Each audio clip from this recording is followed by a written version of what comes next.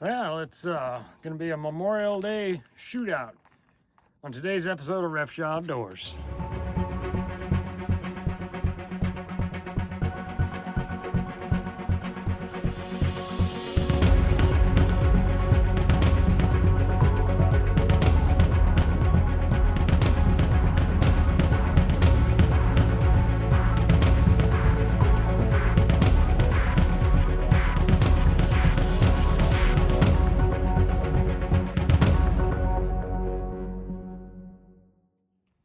Howdy, folks. Welcome back to Refshaw Outdoors.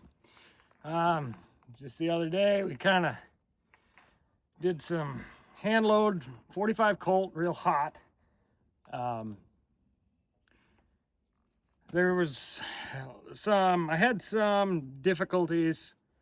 I had to go back to the drawing board, so to speak, but I got stuff where I want it now. I guess I had belled the cartridge, the cases a little too much, so they didn't want to fit in the chamber of the pistol. Went back, resized them, then had to rebell them, but got them to where I want them. Filming this tomorrow, it'll come out on Memorial Day, so that was kind of the meaning of the introduction. But where was I going with this? I was going to say one thing. A lot of folks like to, figure out what's a handy way, if you're cowboying or packing or hiking even, a handy way to carry a sidearm. And for when it's hot like this, and today is the first real hot day of the year, especially if you just got your jeans and your shirt and you're out in the woods, on the range, in the mountains, whatever, horseback or something, I found a hip holster is comfortable. I carried the 22 mag tied down for, I don't know, a long time. And I finally found a nice holster that I like to carry this 45. This is an El Paso Saddlery Tom 3-persons. I don't know how many times I've said Tom Thumb, which that's a bit, but it, for being comfortable, and you hardly can tell it's there. It's full loaded right now. Of course, got the old hardware store carpenter belt again for the gun belt. And this is a Hunter leather cartridge slide. So kind of nice thing about it, you can put it just about anywhere on your belt. And if you get your belt tight enough, it stays in place quite well. You can get them 6, this is 12. And I think even, if for hunting, depending on where I'm hunting, Alaska, I think this would work over my coat, like I've showed you in other videos. Maybe not, but for this kind of stuff, horseback, anything like that, this is a pretty comfortable way to carry. Well, let's see. I brought out the chronograph again, and I had mentioned, now yesterday we got that huge extreme spread again. And I noticed that this chronograph, the first shot always ends up being fast by a lot. So I'm gonna, probably gonna do them last today, but I'll shoot a factory load over the chronograph to kind of clear it so that it's ready for that. But today,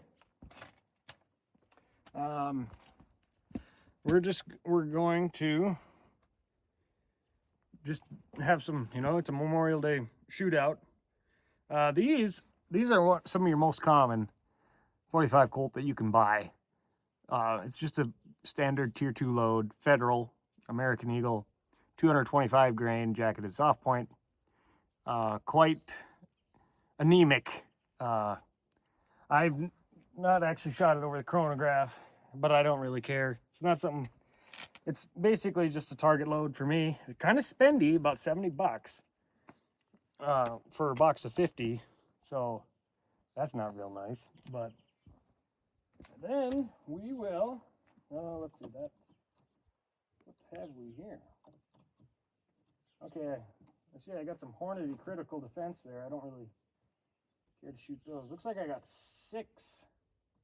This is the other hand load that I've shot before on the channel. 250 grain hard cast, 13.5 grains of blue dot gunpowder. We got a few of them. We'll shoot at the plate. I wonder, no, I can't even see the plate. I'll have to adjust. And then the new hand load, the 275s, which I got it to where I want it now. But stuff's getting warm. I got it fixed, figured out how I want it. Slides in the cylinder nice. We'll see what they do. We'll chronograph them because I want another set of data on those. Alrighty, let's okay. It looks a lot further away than it really is. So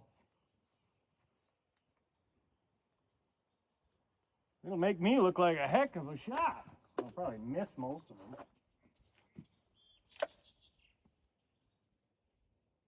Oh, nope.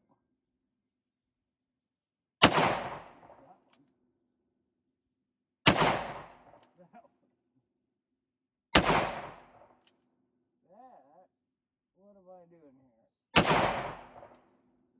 Well, I hit the very first one, but okay.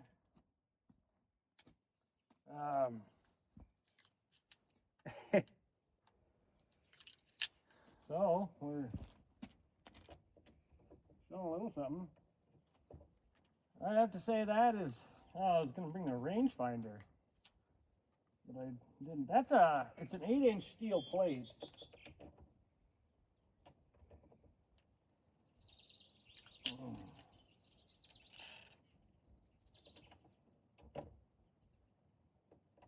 So,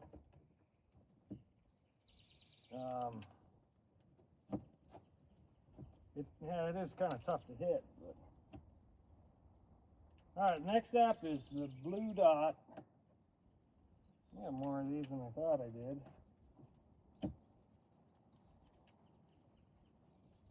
The blue dot hand load 250s. Oh, come on out of there, you son of a gun. And we'll go ahead and do all 6. Wonder if I'm going to be more accurate with these. I felt that when I was off.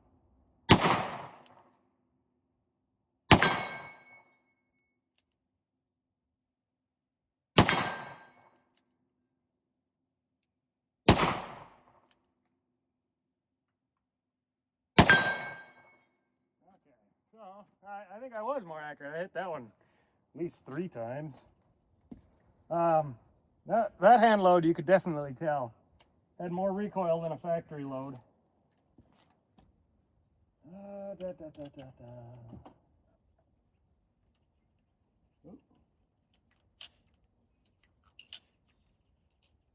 Some of them come out just fine.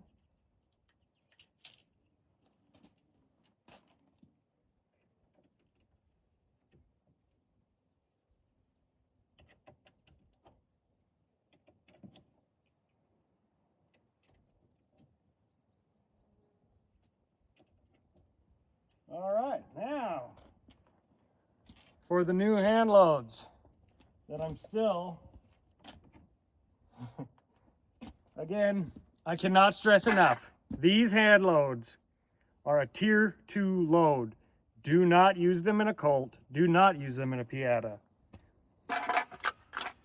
If I could say anything, only use them in a Ruger New Vaquero or Blackhawk flat top. And as you can see, let's see, I'm going to do 6 so I get a nice, hopefully I can get 5 readings, but these, they go in just fine. You know what I said I was going to do? I was going to shoot a factory load over the chronograph to clear it. So let me do that. This is what, yeah, I'm sure a little selective editing would make this a lot more interesting, but I show everything. All right. I could write these down, but I really am not too interested in what I'm getting for velocity out of these.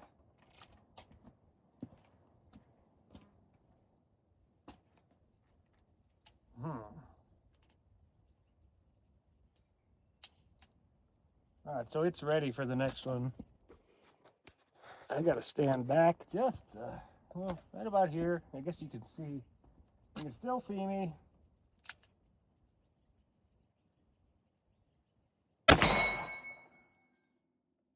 Yeah, see, that's what I mean. It said 1340. There's no way that was going that fast. This is, there is no way in hell, damn bugs, that factory load was going 13. Here on the box it says muzzle velocity 860. So that first shot I got yesterday with the hand load was, it said 1306. No, that was not. I'm going to take one more shot to see if we can get this thing to where it should be. I missed. Is this thing on feet per second?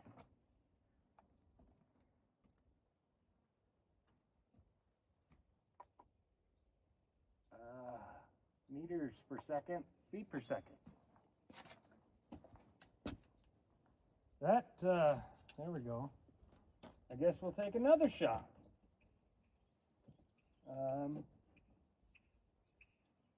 Here is a Hornady. Yeah, it still says. Okay. Is it ready? We'll turn it off, turn it back on. All right, 3,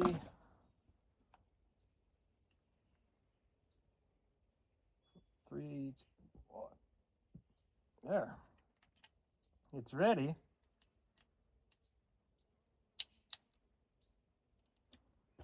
Okay. This is a Hornady Critical Defense, 185 grain. They tend to move fast. Missed. How is that getting? There's no way. It could be because of all this sun.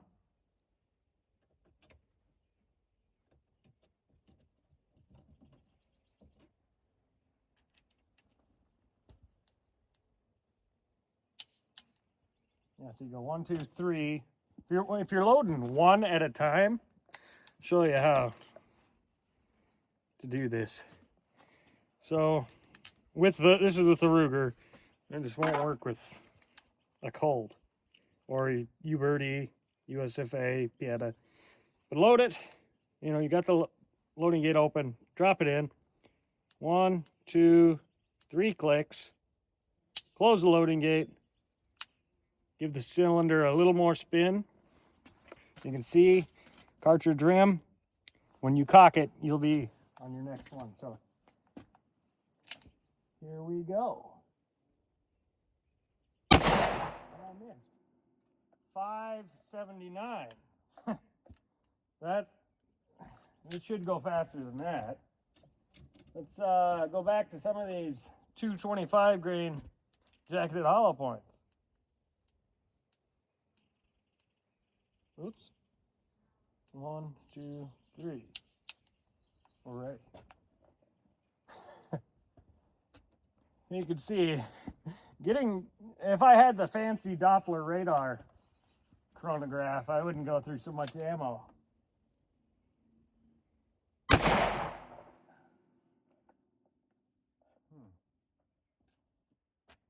Now that says 1352. There's no way. I'm going to try to move this thing back a little bit. See what that does. Now it's tipped down some, but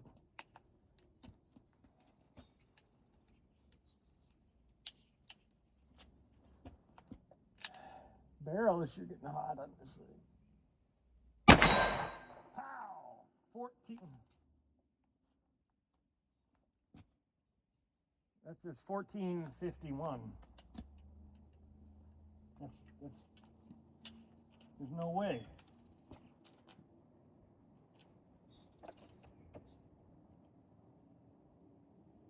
Boy, the barrel's getting hot. This could be because of the sun.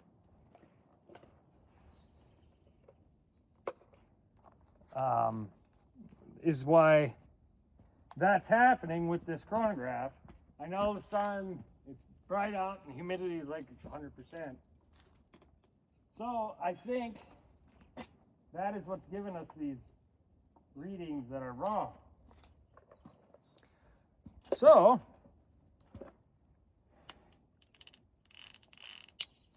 barrel is a little warm. We're gonna pop off the hand loads. I know they're powerful.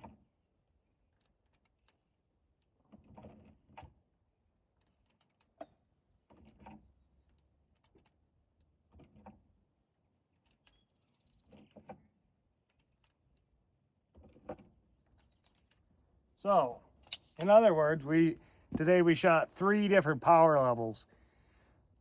We shot factory loads, 2 different ones, I guess. We shot a low end tier 2 load with the blue dot. This is a high end tier 2 load with a 275 grain hard cast and 11.4 grains of long shot. These are gonna kick hard. Oh, yeah, they do. Take a look, make sure. I'm still a little scared of them. Missed again. Golly. Whoa. All right. We had some bullet jump. That's great. I didn't put a hard enough crimp on them. So to fix this, we got to remove the whole cylinder, I think. I hope. That's going to be a tricky... Ooh. That's going to be a tricky takedown. Well, I guess I'll have to show that off camera. Alrighty, so as you saw towards the end there, try to get so that's shining behind me so bad, but towards the end there, you can see I had bullet jump out of on this, the left side of the gun. The bullets actually jumped out of the case. I didn't put enough crimp on them. This one was just forward. It must have hit the back of the frame here, kept it from going, but the very next one was out quite a ways and I couldn't get it apart, taking the base pin out. Still couldn't get the darn thing apart. So I had to hunt up, I found a nut driver that was about the same size as the nose of the bullet, and used a hammer and actually pushed the bullet back into the case. One of them I went way too far, so I got to get my bullet puller, try to see if I can save that. But anyway, I was able to push them back into the case with a nut driver and a hammer, enough so that I could rotate the cylinder and unload those cartridges. So if that ever is a problem for you, I actually couldn't find a video on YouTube on how to fix that. If that does happen to you, if you don't put enough crimp on your hand load and the bullet jumps out, get a nut driver. I'd have to look at what size it was, but roughly the same size as the nose of the bullet, and just a hammer. And you can, and be careful because, you know, I don't know, maybe it's not the safest thing, but you can push the bullet back into the case and open your loading on a Ruger. You can open the loading gate, spin the cylinder. You'll have to, what I had to do was one at a time. I could turn it and then next bullet was about to jump. But when I looked here too, also this one here had jumped. So that is how you can fix that problem. I did go back a little bit. I backed off the load from 11.4 to 11.2.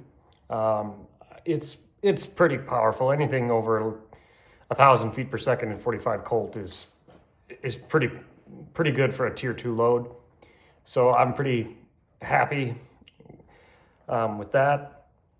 But this is where I'm going to end today's video. It's going to get pretty long, but we'll do more shooting with the hand loads soon, hopefully. So happy Memorial Day, and I'm Pete Refshaw with Refshaw Outdoors. Keep your powder dry.